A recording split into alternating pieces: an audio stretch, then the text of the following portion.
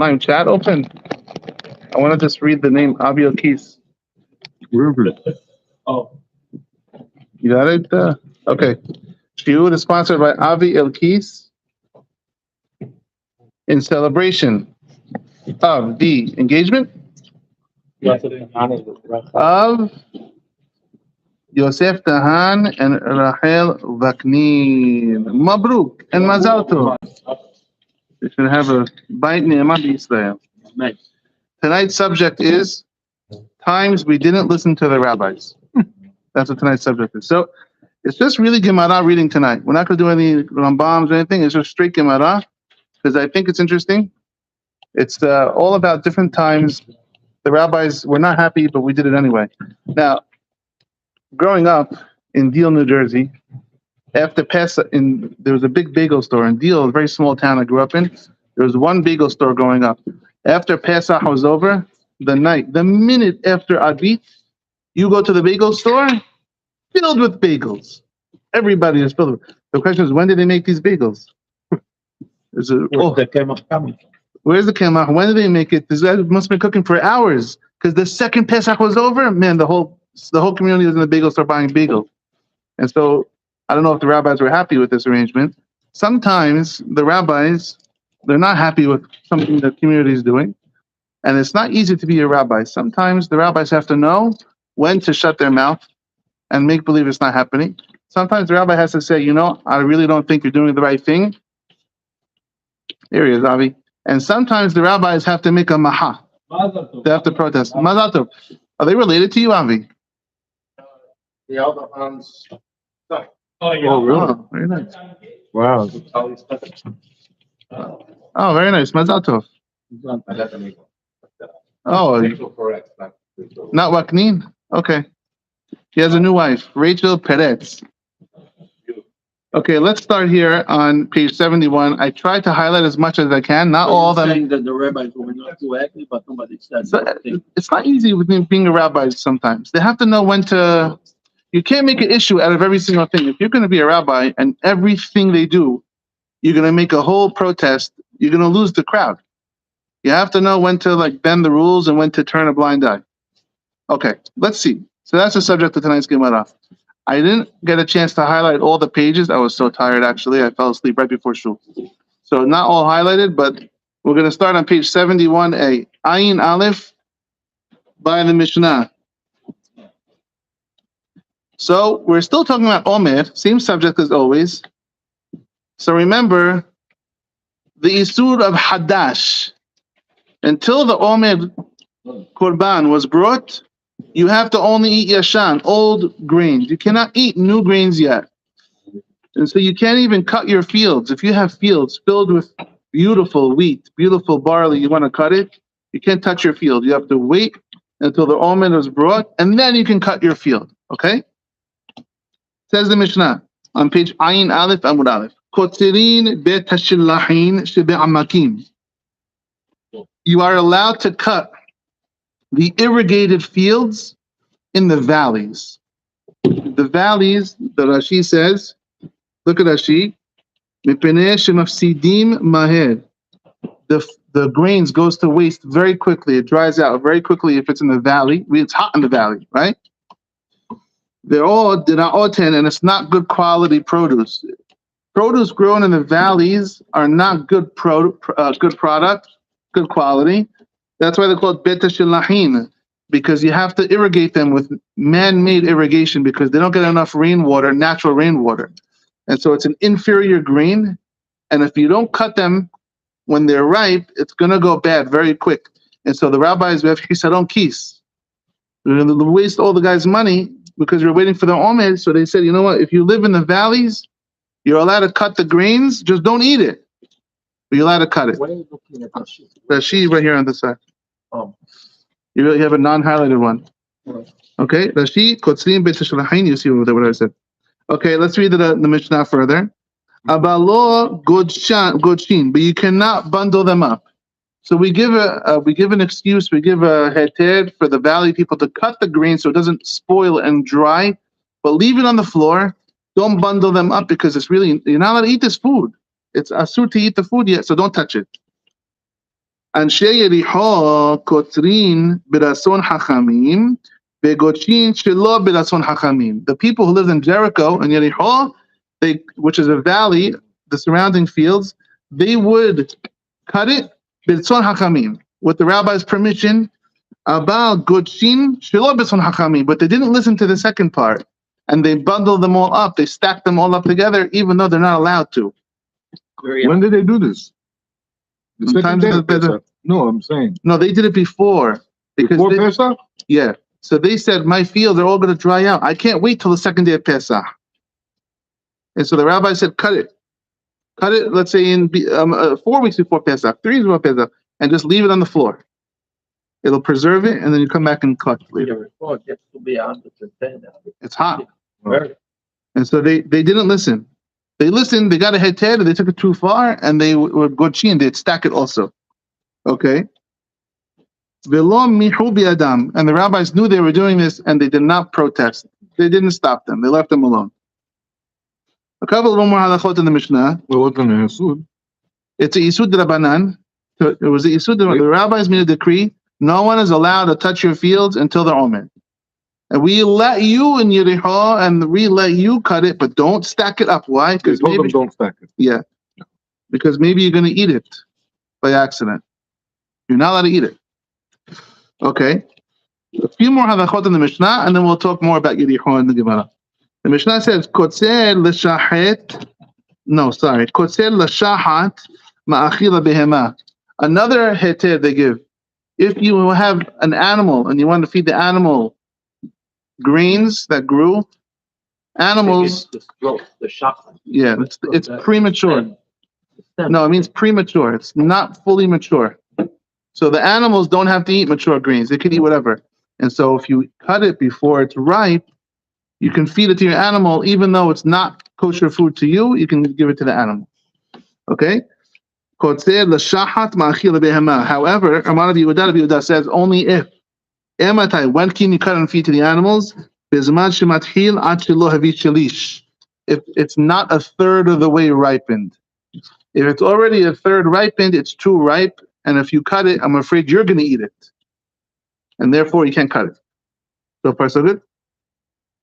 Rabbi Shimon Omer, Yiksor v'ya'achil af m'she'abi shelish. Rabbi Shimon says there's no limitation. If it's for the animal, for your animals, you can cut it even if it's ripe. You just cut it and give it to the animals because it's not forbidden for the animals to eat this. It's forbidden to you to eat this. Okay. Some more exceptions of when the rabbi said you're allowed to cut your grains even before the omer. You're allowed to cut the grains in your field because of the plants around it.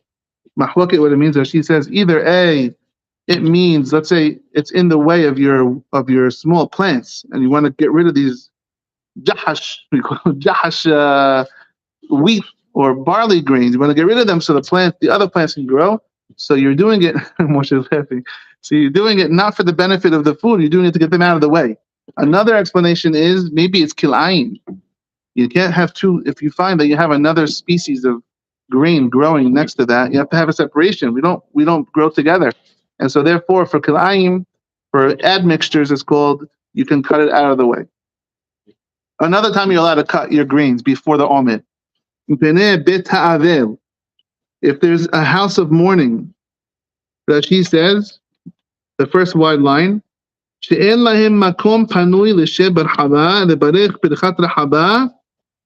have enough room in the house because when, God forbid, when someone is mourning and sitting avilut, they have their seudat havra'ah, the first seudah, it can't be their own food. It has to be someone else bringing them the food. So it's the egg and the pita bread, yeah? And maybe there's not enough room in the house for all the visitors to come and make this meal. And so I want to go in my yard. I want to go in my wheat field. I want to put the chairs out there. But I got all these huge pieces of wheat stalks. The rabbi says, oh, for that reason? Okay, you can cut them down so people can sit nicely. But you can't eat it. Another reason. Bitul bet hamidrash. If the yeshiva has no room in the room to study, and they want to go study in the field, but there was all these wheat, cut the wheat down and leave it on the floor and let the kids sit down. Lo ya'aseh otan kerichot, but you can't make them bundles. Abamanihin sivatim, just leave them lying on the ground until the omer. Once the omer is brought, and now this is kosher food to all of us, you can do with it whatever you want. Misfata omer, this we know already from the Rambam we read a couple of weeks ago. Misfata omer labo minakama. It's a misfata to bring an omer from the standing, from a tall standing sheaf. Lo matzah, if you can't find the standing one, yavi mina hamarim, bring from a bundled one on the floor. It's okay. Misvato labo min Allah, it's a misvat to bring from a nice, moist, plump, caramelized kernel. Lo matzah yavi yavesh. If you can't find a nice plump one, bring a dry one. What you gotta do. Mitzvato l'ksor ba'alayla, it's a mitzvah to cut the omer at night, as we all know. Niksad ba'yom kasher, and if you did it in the daytime, it's kosher. But the avad, if it already happened. V'dohet Shabbat, this we also know. It pushes Shabbat. This whole cutting ceremony pushes Shabbat. Okay. So let's go to the subject of Yeriho. You can cut the omer on Shabbat, even on Shabbat. Okay. Let's go back to the town of Yeriho. So the people in Yeriho didn't listen to the rabbis. The rabbi said, we're giving you a heter to cut it so it doesn't spoil, but don't bundle it. And they cut it and they bundle it. So let's see. So the Gemara says, we are on the second wide line of the Gemara. The people in Yeriho, they cut with the will of the rabbis, but they bundle them without the consent of the rabbis.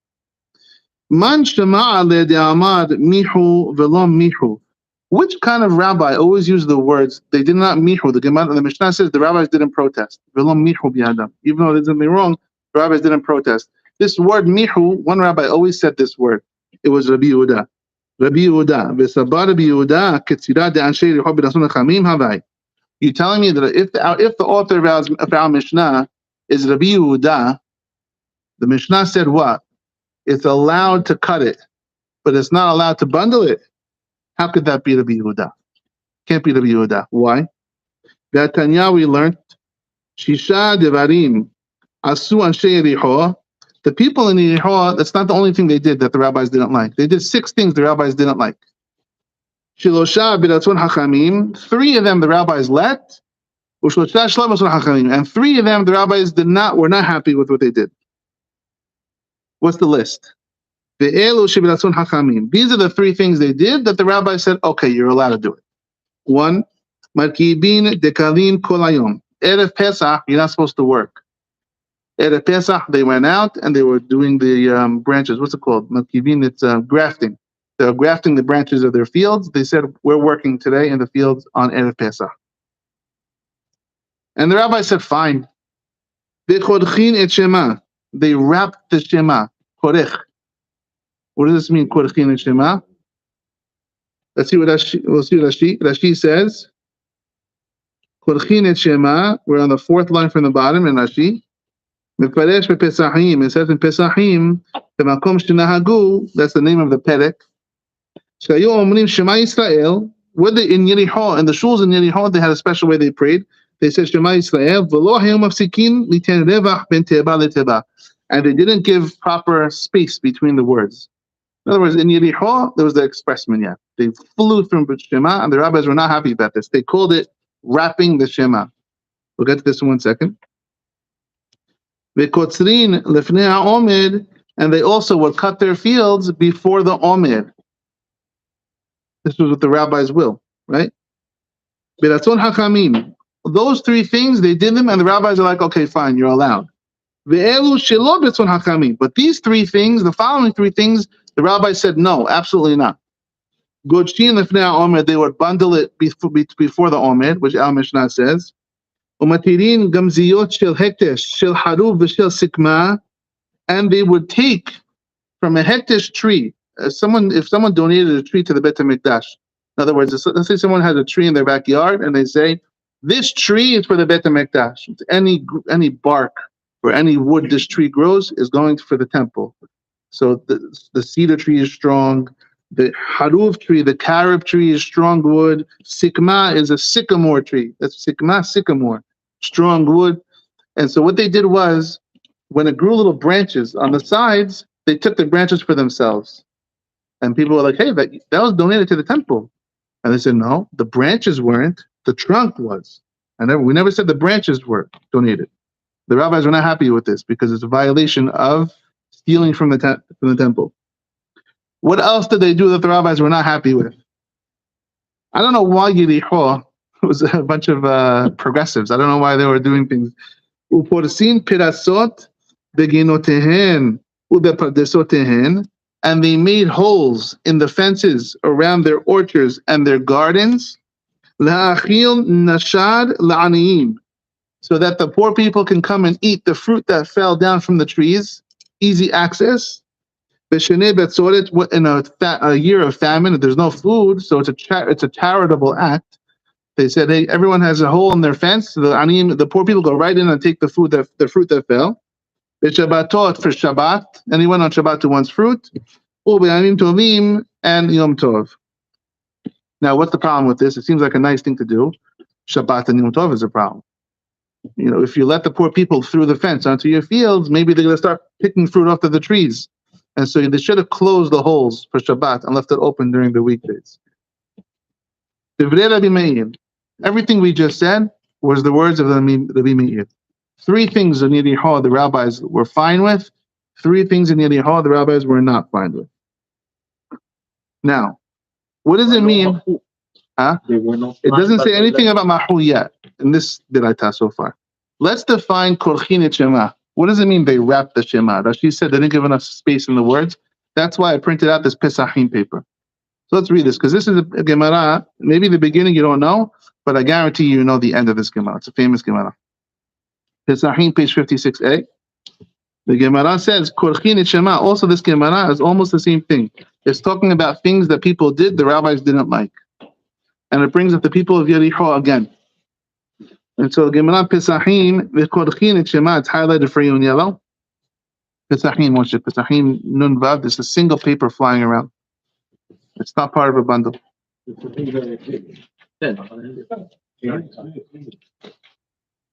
it highlighted for you? Is that Nun Vav, Moshe? Yeah. The Korchin et Shema, you want one?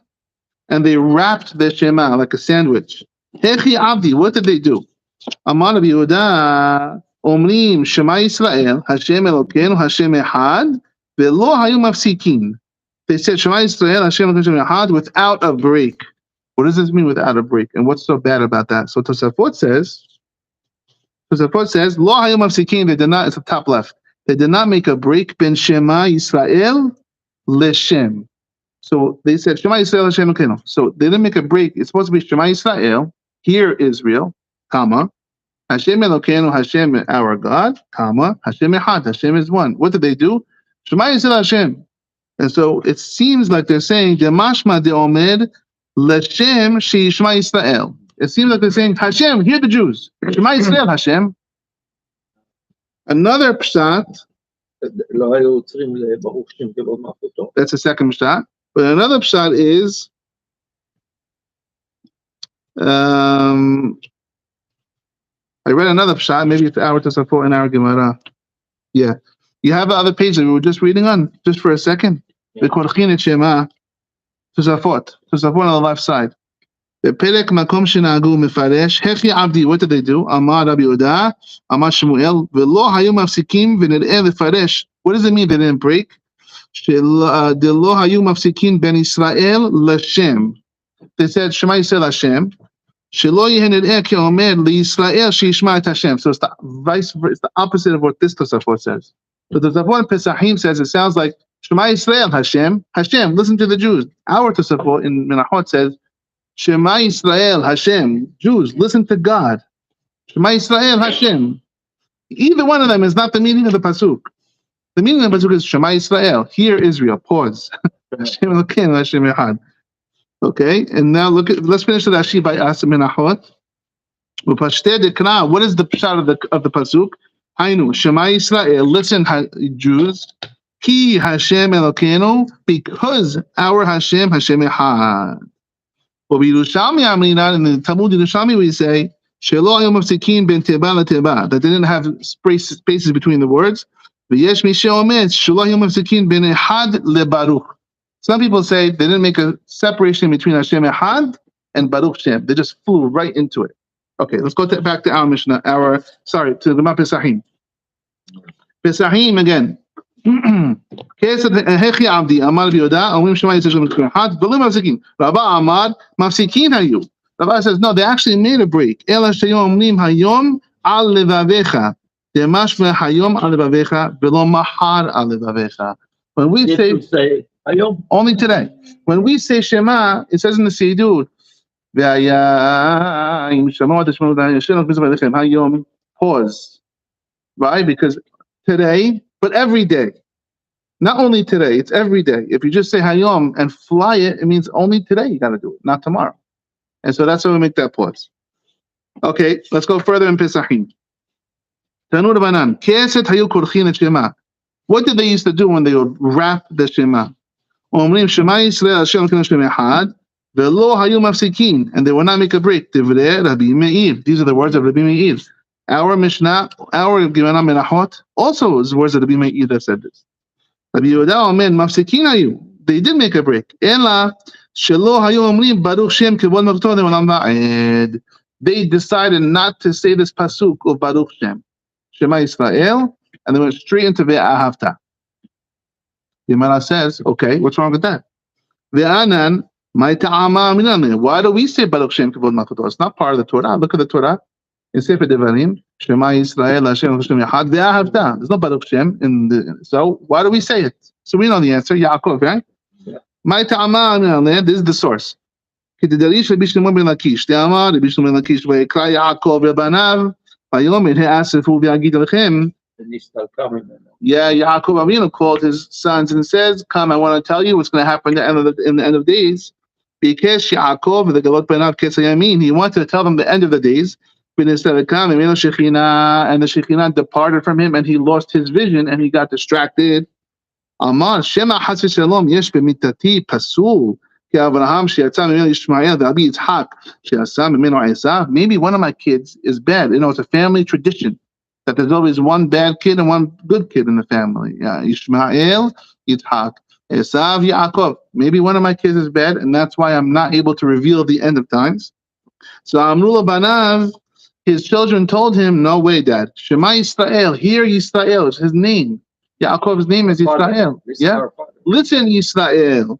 Hashem Elokeinu Hashem Echad. We all believe in God. Ken, Amru, they said, Keshem she'en b'libecha ela echad, just like in your heart, there's only one. Kach en b'libenu ela echad. So too for us is only one. Don't suspect us that one of us is bad. By the way, the brothers, they suspected that Yosef was the next one. That's why they hated him so much. That's what they said. Ishmael, Esav, Yosef.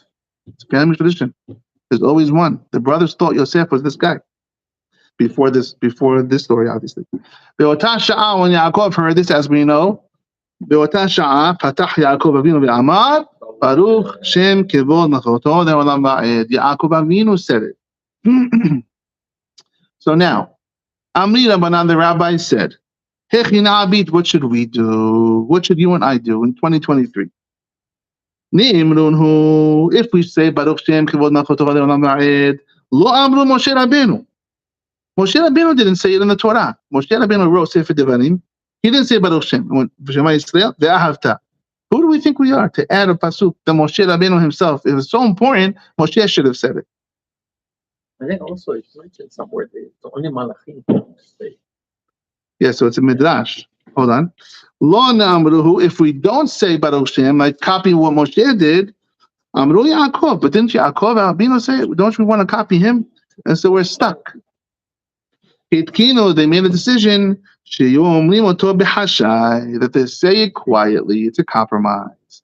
This way, if we would say it out loud, according to this Gemara, it would be an insult to Moshe Rabbeinu.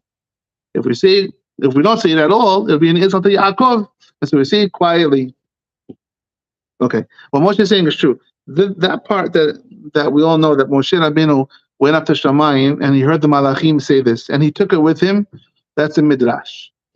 The midrash says Moshe Rabbeinu said that. Okay. Amar Rabbi Yitzhak says, Amri debe Rabbi Ami. The yeshiva of Rabbi Ami says, Mashal, a parable. Lebat melech sheheriha sike kedera. If you want a good example of what this whole Baruch Shem business is about, is a parable. It's like a princess who smells a pot roast. not a fancy dish at all. She's walking by some beggar's house, peasant's house, and she smells the cholent in the house. She wants this hamid, this pot roast. Im tomad yesh la ganai. If she says, "Can I please have some pot roast?" It's not respectful for her position. She should be eating filet mignon. Lo tomad yesh la tzad. If I don't ask for the pot roast, I have pain. I really want that pot roast. Hithilu abdeh lehabi b'hashai. So her servants decided to give it to her secretly, like Donald Trump used to eat Big Macs. Yeah, McDonald's. Not the hashai. Yeah, he ate it in the Oval Office. But so they used to bring her the pot roast quietly. It's a very weird example. Very weird, because here it's something to be embarrassed over. And here we are praising Hashem, and we want to mimic our forefather, and we're trying to please both sides. Yes. Such an upside down example. Unless they're trying to teach us something else that we're missing. Uncle Jack, do you remember in one of the ladies' classes I gave a pshat on this example? I'm trying to remember what I said. I read a beautiful pshat. Something I have to try to remember it. Yeah. It's weird that they. No, I gave a pshat to the ladies on this. I forgot it. My brain's not with me. But it's a very strange example. If I remember it, I'll share it with you. Okay, now last part of the Gemara. Amar Abi Abahu. Hitkinu sheyu omrim oto b'kol ram. Actually, afterwards, they decided, guys, don't say it quietly anymore. Everyone has to say Baruch Shem out loud. Why? Because of all the heretics. All the heretics, guys, who were looking to poke holes in Judaism, in Orthodox Judaism, they would come to the shul and they would say, put our hands, say Shema Yisrael, and all of a sudden everyone's whispering something. And they would say, what are they whispering? They must be whispering Yeshu. When they say God is one, and then they say, maybe someone else is one, God forbid. What are these guys whispering? And so maybe they don't really believe God is one. So therefore the rabbi said, guys, no more quiet. From now on, we say it out loud. Let them hear what we're saying, even though Moshe Rabbeinu didn't say it. But however, in the town of the Hada'ah, which was in Babylon, there were absolutely no heretics. Ad hashta, until this point, amri b'hashai, we say it quietly. Now we say it quietly, which means we're not afraid of the heretics. They don't visit our shul. Right? So Hacham Ovadia Yosef asks a question, and he says, when it comes to the Aseret Debilot, the 10 Commandments, some people have a custom to stand up. However, we don't stand up. Why? Because people who are looking are going to say they're standing up for the 10 Commandments because that's the only thing God said. God didn't say anything else. And so just to make sure those guys, those idiots, Avi, don't say that, we sit down for the 10 Commandments, so don't give it respect. you're the people's man. And so Hacham asks a question, and he says, hold on a second. Are we worried about the meaning, about heretics? If we're worried, we say Baruch Shem out loud. Hacham asks question in Me'or Israel. If we say Baruch Shem quietly, it means we're not worried about heretics. So if you're not worried about heretics, then people stand up for the 10 Commandments. But there's another reason. What? Not to be ma'aliv et Torah. Right. Stand only for the 10 But Commandments. well, listen to what Yossi saying. It is important. The 10 Commandments. I think it represents the time that the Am Yisrael heard God. Absolutely. Not just, Listen, we give it Ta'am Milyon. It has a special Ta'am, a special sound, it's a special aliyah. It's okay to say some aliyot in the Torah are very special. Especially, you could say, But not more special than anything else. don't say more respected. Standing up is a form of respecting. I know, but by Har Sinai, we all stood up and heard these words. And so we went. There was no chance of it. Right. But we received the entire Torah. No, not at Har Sinai. Afterwards, Moshe came and taught it to us. But you received it. Yeah, of course we received it. But through a messenger. The first 2 commandments at least. Right, exactly. We heard this from God himself. What do you mean? Matan Torah is what do we do in Shavuot? Matan Torah is one of the greatest moments in our history, probably the greatest moment in our history. God assembled 3, 4, 5 million people and spoke to us. No other religion can claim this. Every other religion is one guy.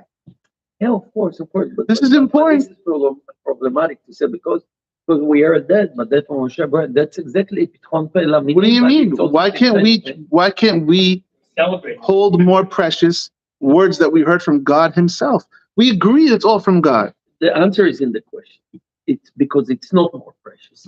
Oh, I don't know about that. It's not. It's the same. It's the Ten Commandments. It's Torah. It's the Ten Commandments. It might have Any been other more passage, exciting. It's not equal to it. It's all from The whole Torah is equal. What do you mean? What do you think? Moshe on this, because taking them out of Egypt wasn't that big of a deal. We mentioned it 9,000 times. The whole purpose of going out of Egypt was to get to this event. Well, yeah, they go to this Yeah, this is the major event of our lives. Climax of our history. Absolutely. The Jewish people as a whole heard God.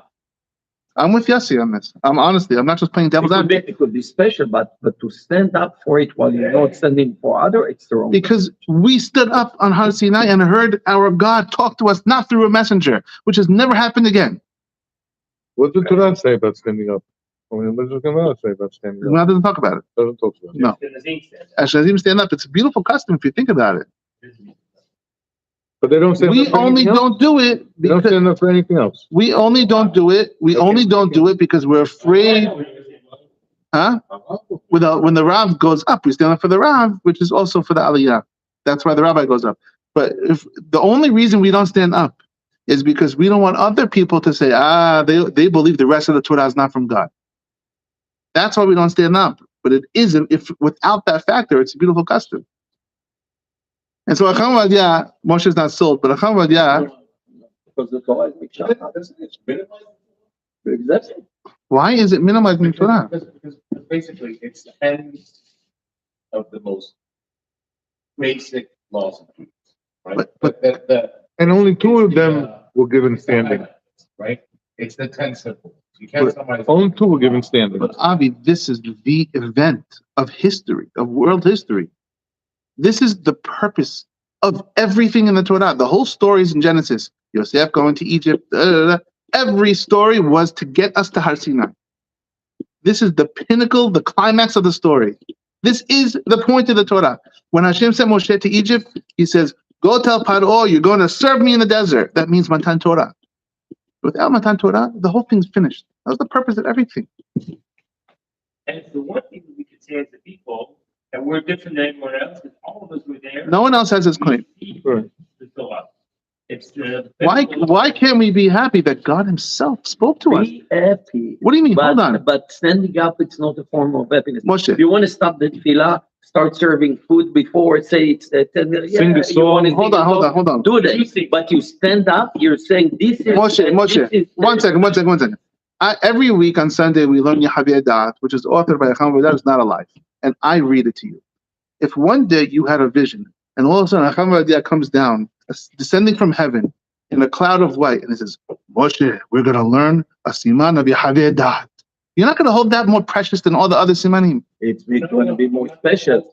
But I'm not gonna wait for the page of that day that we learn Yehaveh Da'at and stand up. Why not? Because it shows that I don't think of the If rest of you had a- Yehaveh Da'at.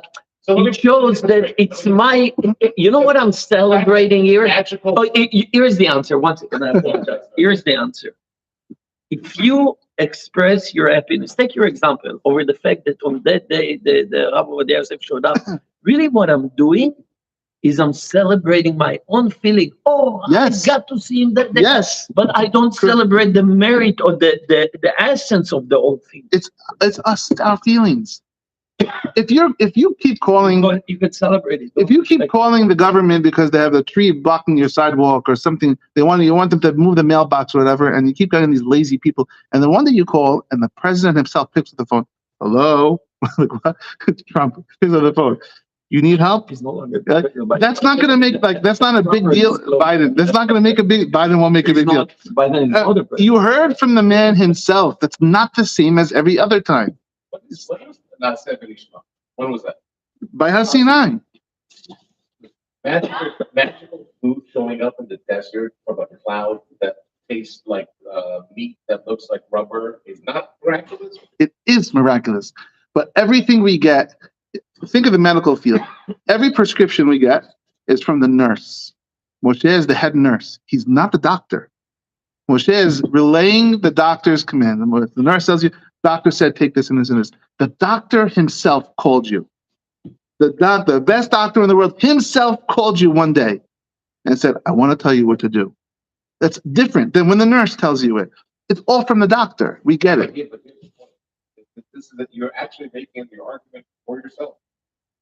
Because what happens is, respectfully, it all has the same weight. So what you're saying is that the commandment that Hashem tells me personally, It's your Or own. more- You're acting on your feeling instead of the substance. We have to do- Shabbat doesn't have as much. We have to do the orders. We have to fill the orders of every order. But this one is more special because the man himself. By the way, I think when did they say we cannot hear it no more? We're gonna die. After the second one. So, But it was still the we greatest. sit down, should we sit down after Right, the after second? that. No, but it was still the greatest Yeah, but revelation. the nurse walked into the room. The doctor woke up. We couldn't handle it because of his holiness. Right, so we should sit So down we then. didn't say. We went Then we- behind the that's curtain. perfect. All right, let me give you. No, that's perfect. I hear that one. I hear that. You only heard the two, and the other 8, you could sit down. It's a midrash. Reserve guys. It's a midrash. So there's a book of law. Yes, Essentially, yes, it's a guidebook. yes. All the guidebooks should have weight. Because then all of a sudden, it's like, oh, the culture. You're right. Every law, every law comes from every law is from God Himself. Every single law, milk and meat, it's all from God. However, He chose to use a messenger for most of it, and for this, He spoke directly to every one of us. What Jesus claims happened to Him, we're saying happened to every single Jew. What Muhammad claims happened to him, we're saying happened to every single Jew, man, woman, children, everyone. The greatest event in Christianity's lifetime, history, we're saying happened to every single one of us. They made a religion off of one time. They made a religion off of this. Every single chapter. Probably. Every single chapter and every single book is all to all of them. But hold on, but Avi, again, I don't understand. Muhammad created a whole religion, Islam, based on a story where God spoke to him. Okay. Jesus, they made a whole religion after the guy based on the fact that God spoke to him. That's a big deal. God spoke to us. We want it's a special day. He spoke to every single one of us. It's a big deal. However, I think No, the rabbis agree. I think it's supposed to be so all the time. so wait, why don't we do it? So the only Because answer is of because the we're meaning. afraid of the meaning. Yeah. If not for these guys who would say, I know why you're standing up, because the rest of the Bible is Moses wrote them on his own. That's okay. So much of our religion. is Yeah, exactly. So again, how come my guy's answer? Let's give his answer. So he says, are we afraid of these guys? That's crazy. Yeah, we're every week we read about things we do. We should stand up, but some guy might think. something, Yes. so we don't stand up. Everything we do, every week we come here and we learn things that we do because of idiots. Because they're not going to be here anyway. That's how we're around these days. Judaism is a defensive religion. And Orthodoxy is even more. That's how we lasted all these years. We just sitting here learning, literally, minutia, no disrespect, about how the grain is getting bundled, right, and where it's right. I mean, the level of unbelievable, like, OCD. really OCD. Yes. If I couldn't want this to stand up, then he would have told. I know. It's not for Hashem. I think something gives us all the rules. He said, "Look, now when you You're right. It's Hashem. Hashem is not asking us to stand. It's us that feel so emotional about this day that we want to stand. For Hashem is nothing. He spoke to us. For us, Hashem spoke to us. But anyway, That's why the Ashkenazim stand up? yeah. It was remembering, like Yossi's saying, remembering this amazing day that we actually heard God. We were a prophet. Again, they built religions off of this. That means every one of us could be a religion according to that. Hakama answers, and he says as follows: are we afraid of minim or are we not afraid of minim? He says, well, it depends what type of minim. Are we afraid of guys who are going to walk every time we whisper something and say, you're talking to another God? Those guys we're not afraid of anymore. But we're still afraid of the people who claim that some of the Torah is just the word of Moses and not God himself. That's what Hakama says. I know. And so that's why we say Baruch Shem quietly, because We don't want people to. We're not afraid of what they say. We're saying under our breath. So arbitrary. It really is arbitrary. You can make that argument about it. Yeah, it should give some explanation. But you guys are also looking at it from 2023. And if you look at it from other periods Right, of time. that's true also. Serious detractors. Right. Yeah, but Haomer is very revolutionary in many ways. He would have been Right, but- dead if it wasn't right for Right, but so there are people that say that Moses didn't write. It's not all Hashem, it's Moses. But like to the extent where they're saying, oh, there's another God that you're whispering to. After you say Shema Yisrael Hashem is one, we say, and number two is one too. God forbid. That's already those people. But it used to be those guys were there. Like I was saying, in history we had real opponents, man. We learned about the Sidukim and the Baitu Sim. My goodness, challenges. Okay, shall we move on? Let's move on. Even in the Bible time, there was a lot of people that were turning to Islam. They burned his books. Why can't you make the argument that none of the 10 plagues actually happened? It was just Moses. People do make this argument. People say the whole Egypt thing never happened. People say, show me the bones in the Sinai desert. That's what they say. You ever hear this one? Show me the bones. If the whole generation died in the desert, where's the bones? You ever hear this one? They can't find bones. They're looking for them.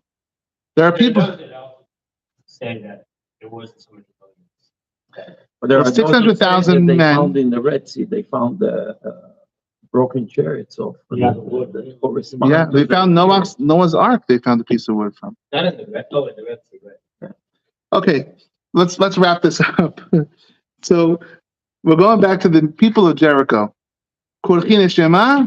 One of the things they did was they decided we're not saying Baruch Shem anymore, according to one opinion. And so we have a list of 6 things that they did. So we're holding back where we are, Menachot, back in Menachot. Now, Rabbi Yehuda says, I'm on the 4th line from the bottom. Amar Rabbi Yehuda, im beratzon hachamim hen osin. If it's true that the rabbis let them do this, yihi kol adam osin ken. Then why can't every single one of the people do it? Why only Yericho? Why the whole list is only Yericho? If the rabbis really let stuff, then all the people could do these things. Ela, elu be'elu shelo beratzon hachamim. Really, the rabbis didn't like all 6 things. Initially, they said 3 things the rabbis let, 3 things the rabbis didn't let. Rabbi Yehuda says no. All 6 things the rabbis didn't like: the grafting of the trees on Erev Pesach, taking the seed, the sycamore branch. Didn't like any of it. However, the list is not 3 allowed, 3 not allowed, 6 are not allowed. It's 3 they protested, 3 they didn't protest. And here's Rabbi Yehuda's list. These are the 3 that did not protest, even though they didn't like it. They worked with their date branches the whole Erev Pesach. They did this wrapping of the Shema, whatever it means, Baruch Shem. And they will cut and stack before the Omed. And the following 3 the rabbis protested and did not like. Matirin gamziyot shel hektesh shel haruv v'shel sikma. They took the branches of the carob and the sycamore tree. U'posim prasot begenotehen u'bepardesotehen kedei la'achil nashad ha'aniyim b'shem betzoret b'shabbatot v'nudimim. And they put the holes in the wall so that the poor people can go in on Shabbat and eat. And he adds one more that we didn't have before. V'notnin pe'ah layerek. And they gave pe'ah on vegetables. Pe'ah is the corner of the field that you give to the poor. Pe'ah is a corner. Pe'ah is a corner, right? So the halakha is on the field, you have pe'ah, you have to give. Right, exactly. And so what they did was, they decided to give extra. Vegetables really don't have to do pe'ah. They give pe'ah even of the tomatoes. And said, here, poor people, take the pe'ah in the corner. What's wrong with this? It seems very generous. You're going to find like a common denominator. The Yericho people, it seems generous what they're doing. But the rabbis didn't like it. Why? Because as she says, pe'ah, when the poor people take pe'ah, really everything in the field, you have to give ma'aseh, 10% to the Kohen. Except for pe'ah. It's like a tax exemption. If you're giving pe'ah to the poor, it's exempt from taxes. It's a write-off. But if you're too strict, and you're a hasid, and you give more pe'ah on things that are not hayav in pe'ah, Then you're taking away from That was supposed to be taxed from the Kohen, and now you're giving it to the Aniyim, so you're losing more than you're gaining. And so that's why they didn't like it. Okay. Anyway, these are the list of things from Yericha. I want to wrap it up because we're out of time. And so, should we do one quick thing? You guys are So exhausted? only the food that they have And everywhere. It'll be Yericha. Only Yericha. that's it. Yeah, these guys decided to have their own show. Should we do one more but thing? the whole thing we started saying, is it Rabbi Yehuda or not Yeah. Rabbi Yehuda? So we said it cannot be Rabbi Yeah. Yehuda because he says that they didn't like any of them. I wanted to finish it. We're running out of time though. Let's see. Let's finish the Gemara. And so therefore, isn't it 7 things? Because the Yehuda says bundling and stackings and pe'ah. You have to delete from the list cutting, which means cutting the allowed, perfectly allowed. And so therefore it could be the Yehuda because take cutting off of his list. Cutting is allowed. The rest of the list he says not allowed. I want to do one more thing. Are you guys tired? Be honest. Should we wrap it or should we do one more thing? Should we do this next week? I can go. One more thing? Let's do one more little thing. Okay. Let's turn to the next page. Samach Zayin and Mudbeh. We'll do 5 minutes and that's it. Yeah, it's right. It's right there. Samach Zayin and Mudbeh. Some of the bundles may have Samach Zayin and Aleph by accident. Samach Zayin and Mudbeh Mishnah. Yeah. Ba'alo le'isaron. Ready, Avi? 5 minutes, okay? Ba'alo le'isaron. Now, remember we talked about they would get the isaron, the 10th of fine flour. Now, Avi said, what they do with this, right? And so here's what they do with it. Ba'alo le'isaron. He came to this isaron, this 10th of fine flour. Natan alav shemino v'libonoto, the libona, which is frankincense, I believe. And the oil, they put it in the cup, in the tray. Yatzak ubalel, and then they would mix it. Henif, he would do the waving service up and down and all around. Ve'gish, and he got closer. Kametz, he did kimitza, which is the handful. He would grab a handful from the bowl of the flour. Ve'ektid, and only the handful will be burnt on the mizbeach. Ve'asha'ad, and all the rest of the flour, ne'echal kohanim, was given to the kohanim to eat. The kohanim got to eat all the rest of the food. Itai got it? Itai has it. Okay. One more thing, because it's the whole theme. Just finish up the theme. Mishikarav haomer, from the second they finished the korban haomer. Now imagine the jubilation. The people can finally eat all their wheat and stuff. They were waiting to eat the brand new wheat. Mishikarav haomer, from the moment it was cut and everyone leaves the temple, yotzin, they go out. Umotziin, what do they find? Shuk Yerushalayim shumale kemach kali. The shuk in Yerushalayim, the market, full of prepared food for you, flour. How'd they cut all this stuff? It's the bagels, like I said at Pesach. How'd they get all this stuff in time? And so people, like the Jewish people, are always in a rush. And so Shiloh b'tzon hachamim, the rabbis were not happy. Exactly, it's the same thing. The Rebbe said, "Hey, how'd you guys get all this stuff in time? You're not allowed to cut it until they're all in, but they wanted to set up shop and make some money." Rabbi Yehuda says, "No, it's okay." The rabbi said it's fine. Let them set up the tables and sell the crop. Why? 2 minutes, we'll explain why. Ready? Why would Rabbi Yehuda allow this? Rabbi Yehuda will not decree. He should have been on the no train, Rabbi Yehuda. Why? He's not worried maybe if they cut it before the Omer to set up their shop. Maybe they're going to eat it. You can't eat this from the Torah. You can't eat this wheat or barley or anything. You can't eat it. Why would we think Rabbi Yehuda should care and be afraid they might eat it? We have a contradictory halakha. Rabbi Yehuda omer botkin ol be'al asar ube'al asar shacharit ube'shat aviud. Hachamim omrim lo badak v'chuluhu. What does this mean? I'll say it outside real quick. When do we do b'dikat omer, b'dikat hametz? We search for the hametz on the nighttime before the 14th. What if you didn't do it on the nighttime? You do it on the nighttime before the 14th. What if you didn't do it in the nighttime? Do it the next day. What if you didn't do it the next morning? Do it by the bi'ud hametz. Quickly before you burn it, search for it. What if I didn't do it then? Mahloket. Rabbi Yehuda says, halas, you lost the window. We already burnt the hametz, no more searching for hametz. Hachamim say, keep searching. Even on Hol Moed, even on the holiday, you have the mitzvah to search for the hametz. When you find the hametz, you have to destroy it, right? Now, Rabbi Yehuda says, when the moment of bi'ur comes, of burning it, you can't search for the hametz anymore. Why?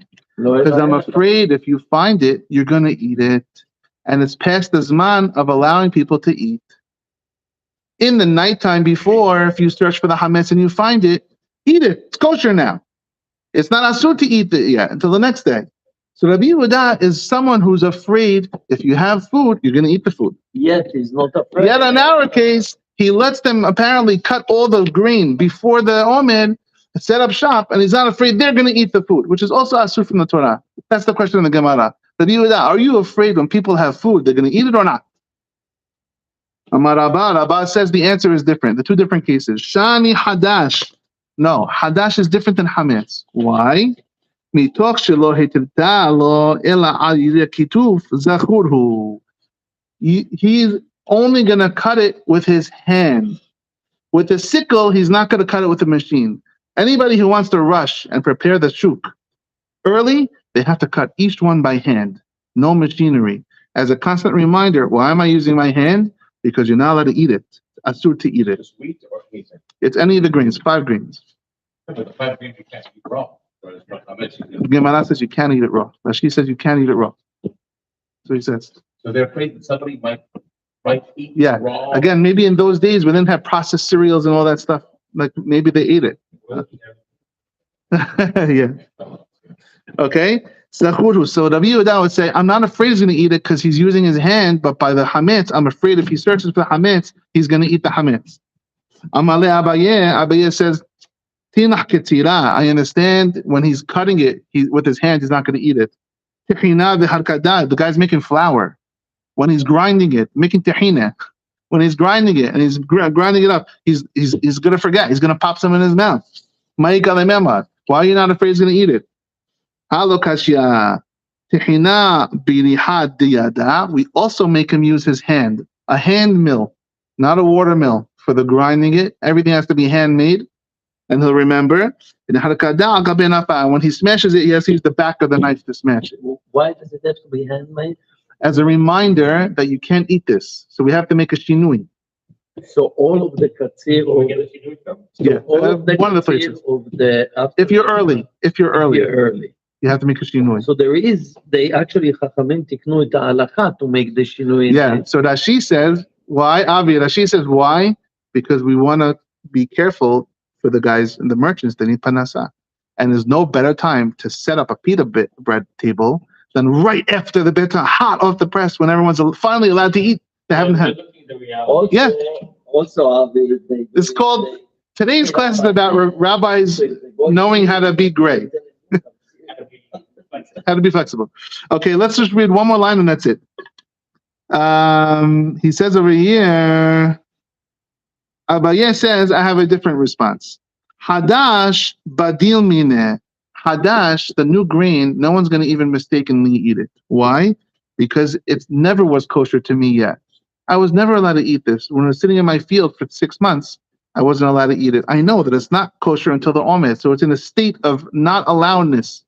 And so I'll never forget it. Once it's not allowed, it's not allowed. Hametz lo badil mineh, but hametz is always kosher to me. Exactly. You're used to. You see it. You're instinctively. So since hametz, I'm always eating my hametz. I'm afraid I'm going to eat it tomorrow.